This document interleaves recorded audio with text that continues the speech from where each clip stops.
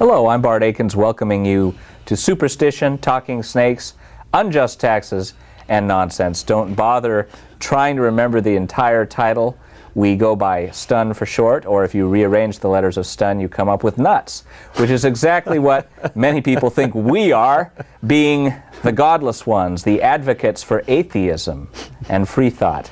I'm very pleased to have with me a guest who's graced our program before, graced our show in a perfectly secular way, mind you, John Edwards. He's been here a number of times, and he always has a full plate.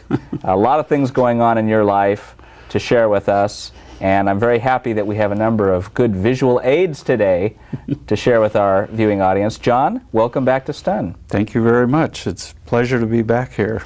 I love this show. Thank you, and you have sat in for us in the past as well. Yes, twice. John, give us a very brief description of your background. What is it you do in general? Oh.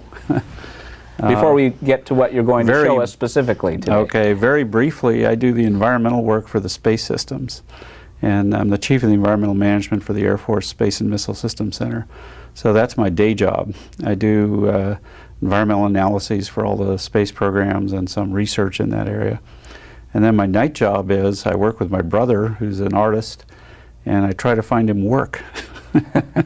And then and sometimes I find too much work, and that's what we've been doing lately. So it's been great fun, and we've learned lots of things, and stumbled onto a really interesting idea, and that is, how do you get a realistic portrait of someone who was dead before they had photography? And so that's what we've been doing lately. And this dead person who perished before the advent of the daguerreotype, who are we talking about here? This time we're talking about Thomas Paine, and this grew out of a visit I took to the Newseum, which is a museum of news in Washington, D.C. It's actually outside of Washington, D.C. in Arlington, Virginia. And they have a museum of news, and it's a really interesting place. And they have all kinds of exhibits. You can actually go on there and pretend you're a newscaster. You can be a weatherman. You can try all kinds of things there. It's lots of interactivity. But they also have something called the Pioneers of News. And of those, there's 6 of them. And of them, one of them was Thomas Paine, which caught my eye. And so when we visited, I went to the gift shop afterwards and said, "What do you have on Thomas Paine?" Because in the exhibits they had a original copy of Common Sense, of the original Common Sense from 1776. They had the crisis papers, actually the newspapers from when they were published. They had his portable writing kit, the notebook computer of the 1700s, and they had this beautiful walkway outside with little pictures and a waterfall, and they had Benjamin Franklin, Thomas Paine, Frederick Douglass, and a few others. And so I asked, "What do you have in the bookstore?" I wanted to find a memento. And they had a couple of books. One of them was a kid's book that was pretty good. But they didn't have much else, and they had lots of they had magnets, they had portraits, they had all kinds of things of a lot of the other people. So I said, "Well, would you like something?" And they said, "Yeah, we'd like a poster." So I said, "Okay, well, my brother's an artist. I'll ask him if he'll do a poster." And they said, "Fine, do it, and come talk to us, and we'll buy it." Before we get into the specifics of the artwork that you and your brother came up with, I don't want to presume that all who are watching our show know much about Thomas Paine. Can you give us an outline of his actual significant achievements as it pertains especially to free thought? I would say his significance is it's grown in my mind since I've been reading about him and what's happened.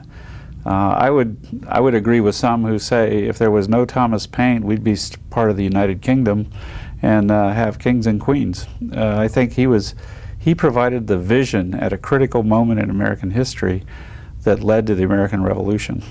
There's already some fighting going on, but it was sort of disorganized, and many people were against the idea of actual independence.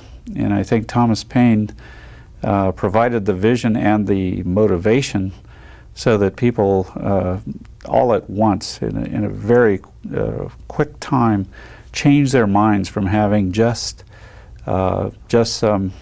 some modifications to the way the British were teaching us to actually, or treating us, to actually having a revolution. And I think that convinced George Washington. It convinced many others who really weren't convinced that that was what we should do. But the logic was so powerful, and it was so appealing, and it could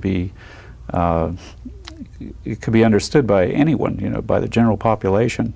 He put it in a very appealing way that it really changed the course of history. So I think he started the United States, in my view. Very briefly, what can you tell us about one of his famous works, The Age of Reason, as it might pertain to viewers of this program? Oh, I see. Yeah, I think, of course, I was speaking about common sense in that particular description. Of course, later he was a very methodical thinker, and he was interested in engineering and many other things, and he applied it to government, and that's what led to the idea that we should have a revolution and that we don't need kings, that we can govern ourselves.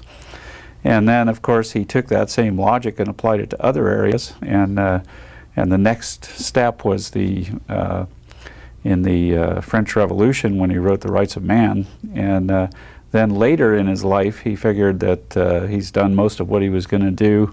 Now he would turn it to the idea of beliefs and religion. And so he applied his logic to religion, and in a way that it was quite enlightening to many, and to others it was quite disturbing, because he was just looking at it in a very logical way. And so he wrote The Age of Reason, and that was the reason in his later life that he was not well liked, especially after the clergy got a hold of him. And also probably the reason that we don't have big monuments to him in Washington, D.C. Very interesting.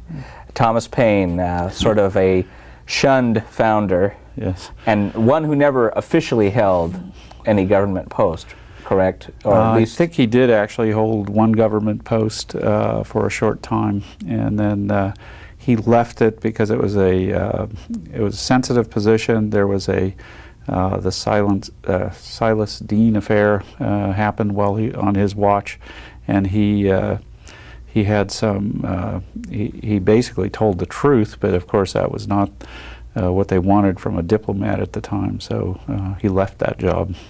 We should note that President Thomas Jefferson did, however, to his credit, receive Thomas Paine, did he not? Yes. In the White House. That's even right.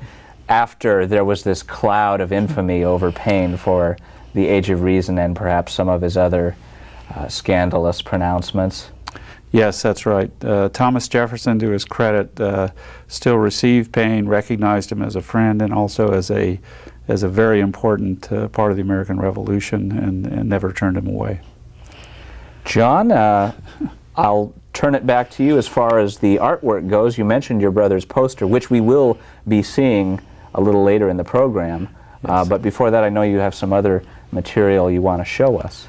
Yes, this turned out, it was sort of an innocent question, you know, what would you like, portrait or a poster? And so I said, well, I'll ask my brother. And so I asked my brother, who's an artist, could you do a poster of Thomas Paine? And he said, sure, what do he look like? So I said, well, I've got a few books that have pictures of him on the cover, and I showed him those. And of course, all the portraits looked different, and each painter had his own way of doing things. And so when you started looking